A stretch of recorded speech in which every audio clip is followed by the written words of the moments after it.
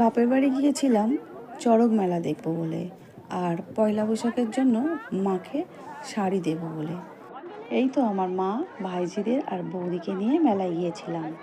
ছোটবেলার সেই চড়ক মেলার মায়ের হাত ধরে ঘোরার যে স্বাদটা এখনও কিন্তু আমি ভুলতে পারি না। এখনও মনে হয় মায়ের সঙ্গে একবার গিয়ে মেলাটা ঘুরে আসি। তো এই বছরও সেই সুখটা আমি বঞ্চিত হতে দিইনি নিজেকে। চলে গেলাম মায়ের সঙ্গে, আর বৌদি আইসক্রিম খাইয়েছিল আমাকে। দারুণ লেগেছিল খেতে এই আইসক্রিমটা। মেলাতে যতক্ষণ না ঝাঁপ হয় ততক্ষণ কিন্তু এইভাবেই ভিড়টা থাকে। আর এখনো পর্যন্ত ঝাঁপ শেষ হয়নি বা হয়নি, সেই জন্য ভিড়টা প্রচুর আছে। সব মানুষজন, বাচ্চা বড় সবাই খুব মজা করে এই চড়ক মেলাটায়। আর বাবা পুরোহিত তো এখানে খুবই জাগ্রত, আদি বাবা। সেই জন্য সেই টানে অনেক মানুষ সন্ন্যাস করার জন্য এই মন্দিরে ভিড় করেন। আমি ছোটবেলা থেকেই দেখে আসছি, আজও চলছে একইভাবে। এটা হচ্ছে বাবার মন্দির, কিন্তু আমি ঢোকার একটুও চান্স পাইনি, এতটাই ভিড় মন্দিরের মুখে। আর এই যে বসে আছেন বাবার দিকে চেয়ে নন্দী মহারাজ। আর হ্যাঁ, দেখো এদিকে ঝাঁপ কিন্তু শুরু হয়ে গেছে, আমি লক্ষ্য করিনি। আমি মেলার ভিড়েতেই অনেকক্ষণ দাঁড়িয়েছিলাম, এদিক ওদিক ফটো তুলছিলাম।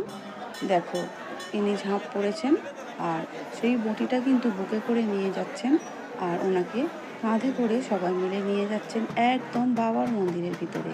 আগে কিন্তু এখানে বান পোড়াও হতো, জানো তো, ছোটবেলায় আমরা দেখেছি। এখন কিন্তু সেগুলো বন্ধ হয়ে গেছে।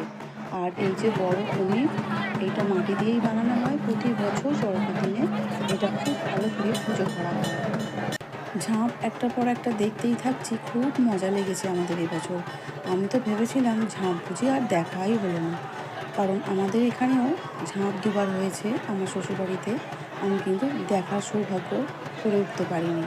তো শেষ পর্যন্ত বুড়ো বাবা শিব, তার জন্যই আমার কিন্তু ঝাঁপগুলো দেখা কমপ্লিট হয়ে গেল। আর খুবই মজা লেগেছে, খুব ভালো লেগেছে। এই ঝাঁপগুলো না দেখলে ছোটোবেলার স্মৃতিগুলো কিছুই মনে পড়ানো যায় না। তোমাদের মনের মধ্যেও নিশ্চয়ই অনেক রকম স্মৃতি আছে ছোটোবেলাকে নিয়ে, আমারও অনেক রকম স্মৃতি। আর সেই জন্যই আমি সমস্ত স্মৃতিগুলো এইভাবে ধরে রাখলাম। জানি না প্রত্যেক বছর যেতে পারবো কি না। ঝাঁপও শুরু হয়েছে, আর ওদিকে কিন্তু খুব ঝড়ও আরম্ভ হয়েছে, জানো তো। আমি তো ভাবলাম বুঝি প্রচুর বৃষ্টি আসবে, প্রচুর ঝড় হবে, কিন্তু না। বাবা এমন ঝড় দিয়েছে, এমন সুন্দর হাওয়া ঠেলেছিল সেই সময়, সন্ন্যাসীদের জন্য কিন্তু খুব ভালো হয়েছে। তারা কিন্তু সারাটা দিন না খেয়ে এইভাবে উপবাসের মতো করে কাটিয়ে যাচ্ছে। তাদের জন্য এই ঠান্ডা হাওয়াটা খুব দরকার ছিল কিন্তু।